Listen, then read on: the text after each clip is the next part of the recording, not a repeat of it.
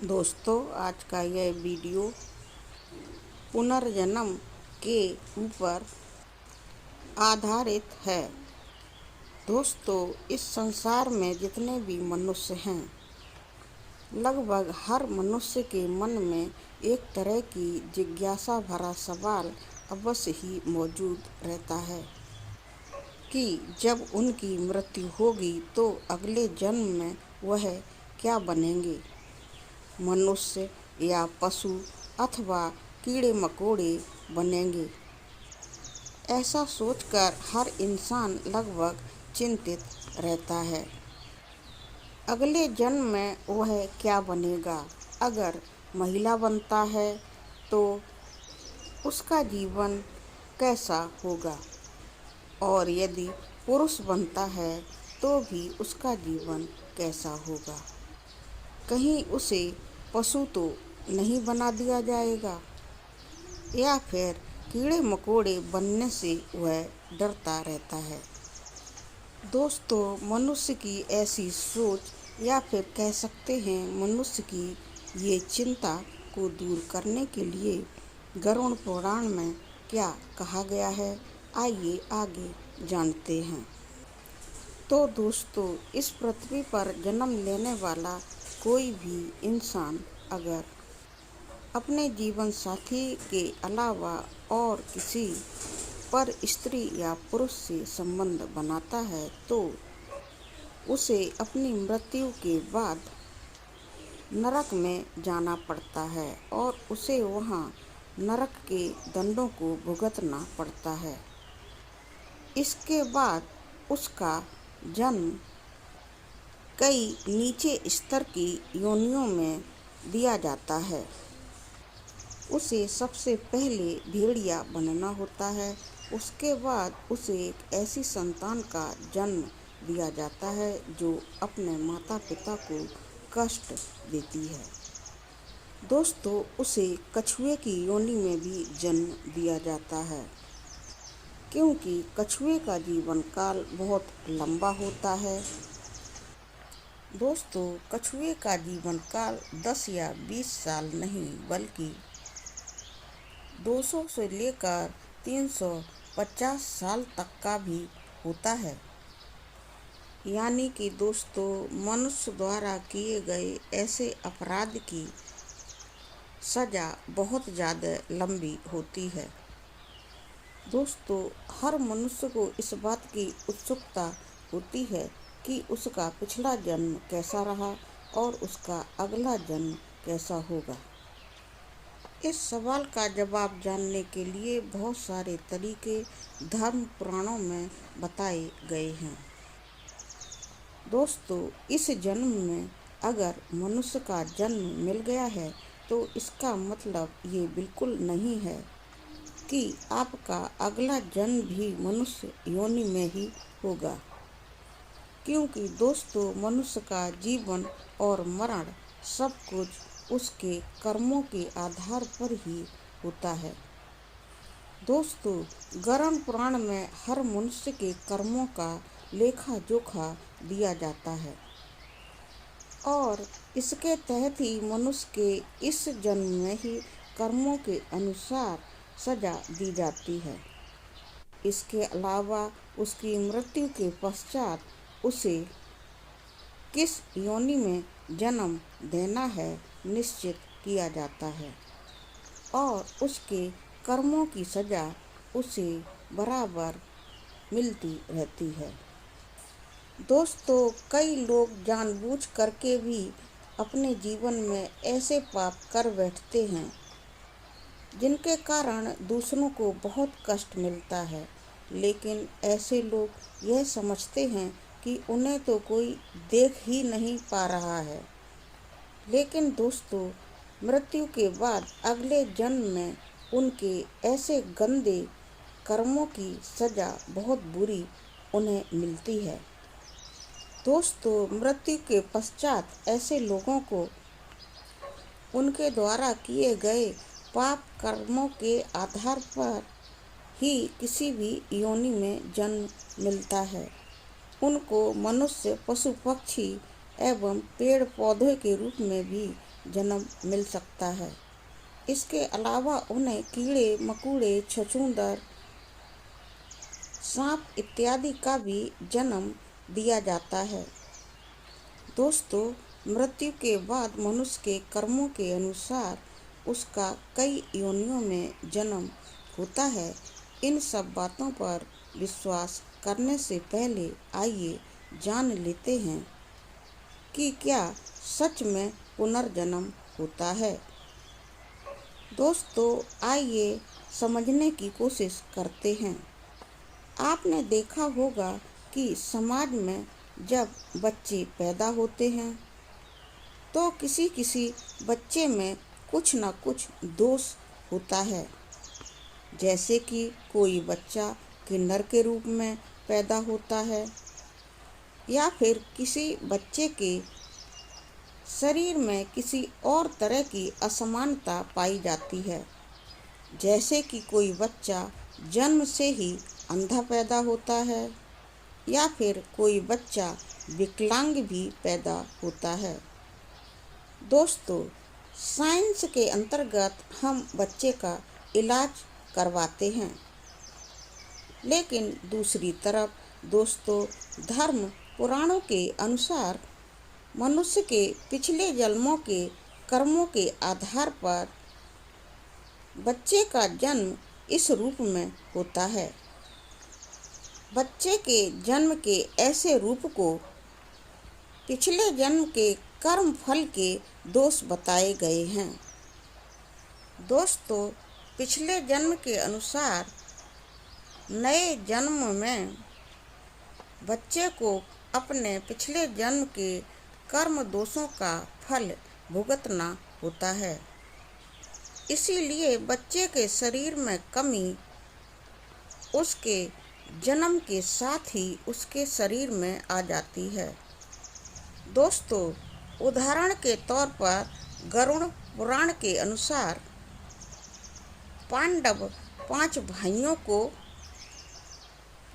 अलग अलग घरों में जन्म मिला था और यह उनके पिछले जन्म के कर्मों के फल के आधार पर हुआ था। दोस्तों, गरुड़ पुराण में लिखा हुआ है कि जब तक मनुष्य अपनी माँ की कोख में रहता है तब तक उसे सब कुछ पिछले जन्म का याद होता है। उसे यह भी याद रहता है कि पिछले जन्म में उसने किस किस तरह के पाप किए हैं, और वह जीव अपनी माँ की कोख में लगातार प्रभु से यह प्रार्थना करता रहता है कि हे प्रभु, मैं बहुत दुखी जीव हूँ। आप मुझे यह जो अगला जन्म देने जा रहे हैं उसमें आकर मैं सत्कर्म करूँगा और आपकी उपासना भी लगातार करता रहूँगा। लेकिन दोस्तों, जैसे ही माँ के गर्भ से शिशु इस पृथ्वी पर जन्म लेता है तो उसके दिमाग से पिछले जन्म की सारी स्मृतियाँ भगवान के माया चक्र के द्वारा मिटा दी जाती हैं। अब होता क्या है दोस्तों कि फिर से वह जीव बड़ा होने लगता है और अपने बड़े होने के साथ साथ वह मोह, माया, लालच, देश, इन सभी में उलझ कर रह जाता है और इस तरह प्रभु की उपासना करना और उनका नाम लेना तो उसके बस में रहता ही नहीं है। जबकि दोस्तों, गरुड़ पुराण में भगवान ने मनुष्य के पूर्व कर्मों के आधार पर उसके इस जन्म में मिलने वाले सुखों एवं दुखों का निश्चय पहले से बताया गया है। दोस्तों, जो आत्माएं पृथ्वी पर स्त्री या पुरुष का जन्म लेती हैं और अपने जीवन साथी के अलावा दूसरे किसी से भी संबंध बनाते हैं, उन्हें मृत्यु के बाद नरक में जाना पड़ता है और वहाँ पर भयंकर कष्ट भी भोगना पड़ता है। इसके बाद उन्हें एक एक करके कई खराब योनियों में जन्म लेना होता है, जैसे पशु, पक्षियों, जानवर एवं कीड़े मकोड़ों के रूप में जन्म लेना होता है। वह सबसे पहले भेड़िया, फिर कुत्ता और सियार, उल्लू एवं गिद्ध और सबसे अंत में बगुला एवं बतख का जन्म लेता है। इन सभी रूपों में जो आत्मा अच्छे कर्म करती है उसे फिर से मनुष्य योनि में जन्म मिल जाता है।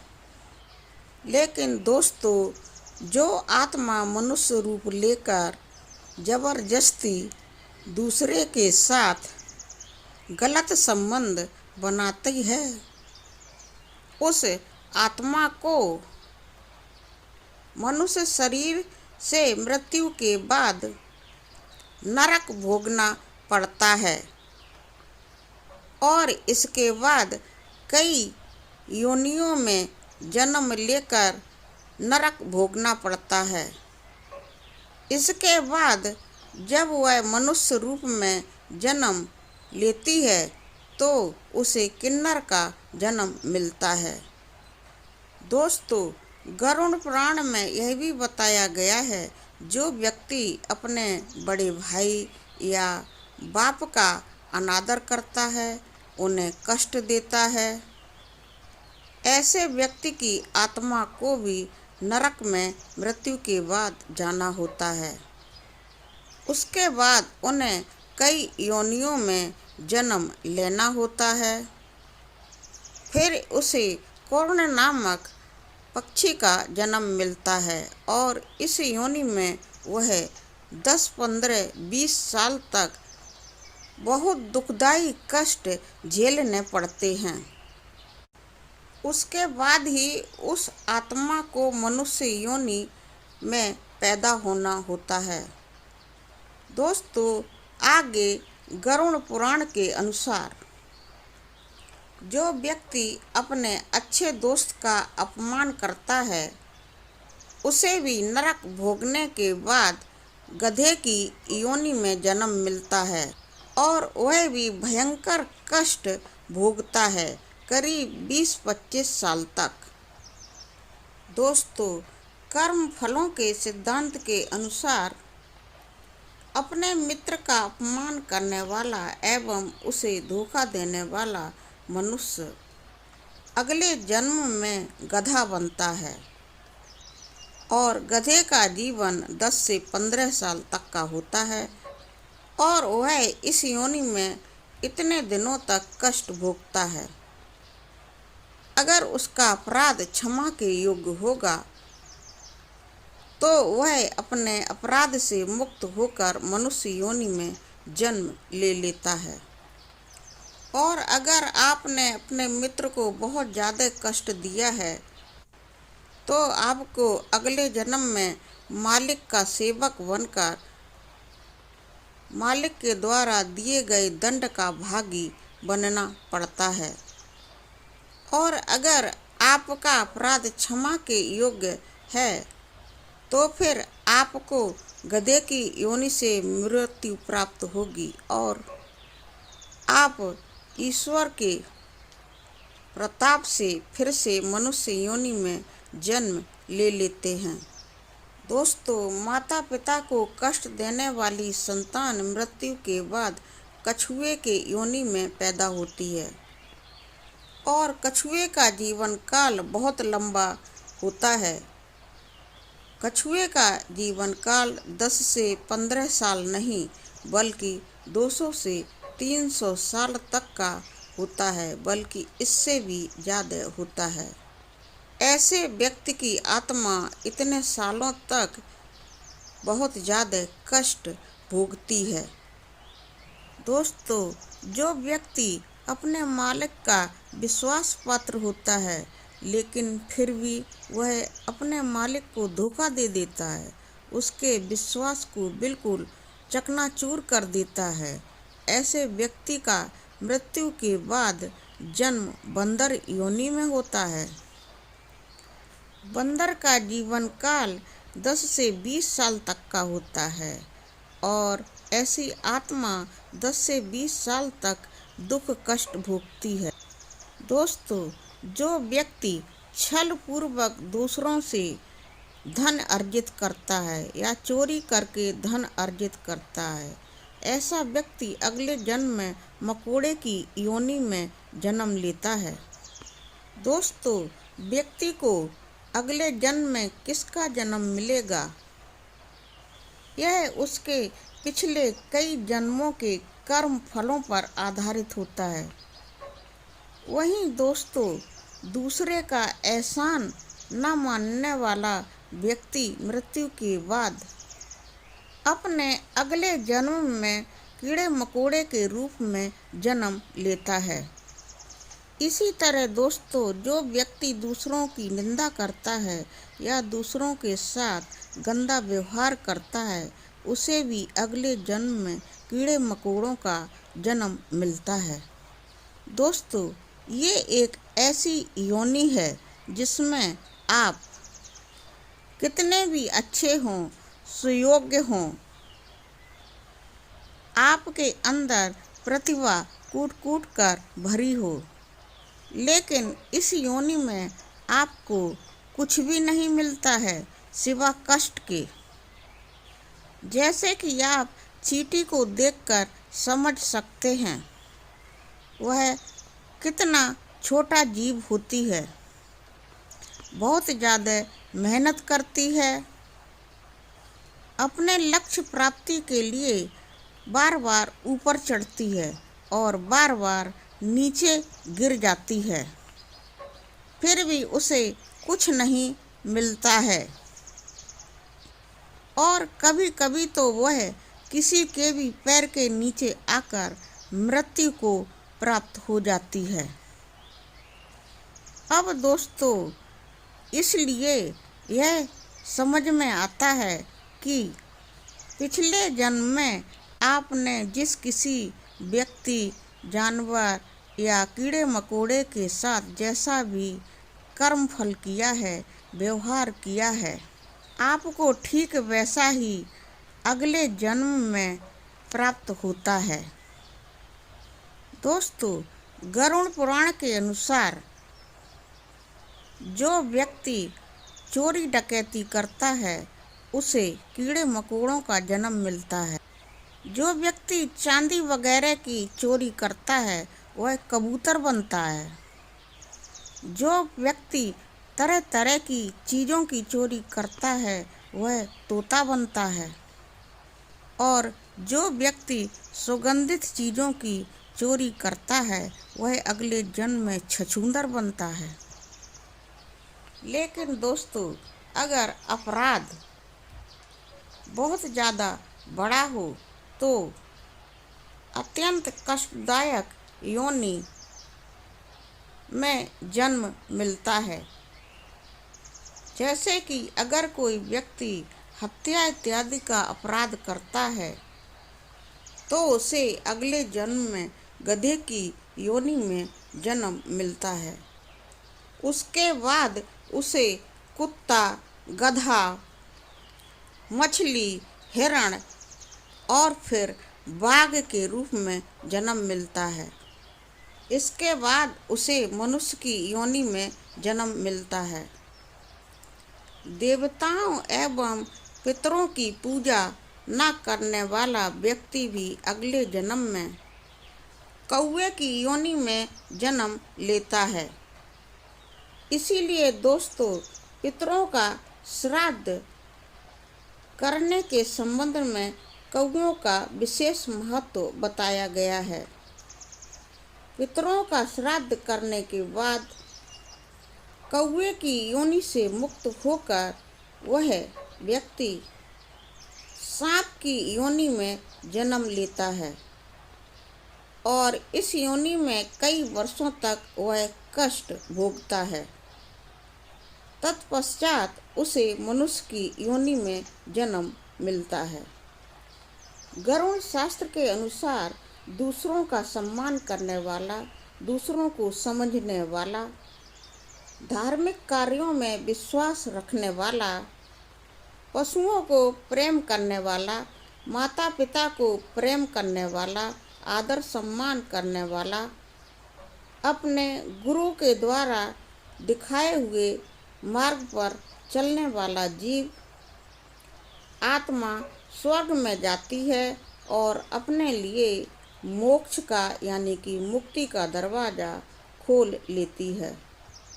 इस धरती पर हम सभी जीवों को अलग अलग योनियों में तब तक जन्म लेना होता है जब तक कि हमें मोक्ष की प्राप्ति नहीं हो जाती है। दोस्तों, यहाँ पर एक प्रश्न और भी आता है कि अगर हम पिछले जन्म के कर्मों का फल अगले जन्मों में भोग लेते हैं तो फिर हमें इतने सारे योनियों में जन्म लेकर इतना कष्ट क्यों भोगना पड़ता है। तो दोस्तों, इस सवाल का जवाब भगवान ने गरुड़ पुराण में स्पष्ट रूप से बताया है कि कभी कभी किसी व्यक्ति के अपराध इतने गंभीर होते हैं कि उनका फल भी बहुत ही गंभीर होता है और उनको बहुत बुरी से बुरी योनियों में जन्म लेकर बहुत कष्ट भोगना होता ही है। बस दोस्तों, आज की हमारी यह कर्मों के आधार पर मिलने वाला पुनर्जन्म एवं पिछले जन्म की वजह से अगले जन्म में जो कष्ट मिलते हैं, इन सब का विवरण देती हुई हमारी यह कहानी आपको कैसी लगी, कमेंट करके हमें बताएं। वीडियो को लाइक करें, शेयर करें एवं चैनल को सब्सक्राइब करें, मेरा सपोर्ट करें। वीडियो को देखने के लिए बहुत बहुत धन्यवाद।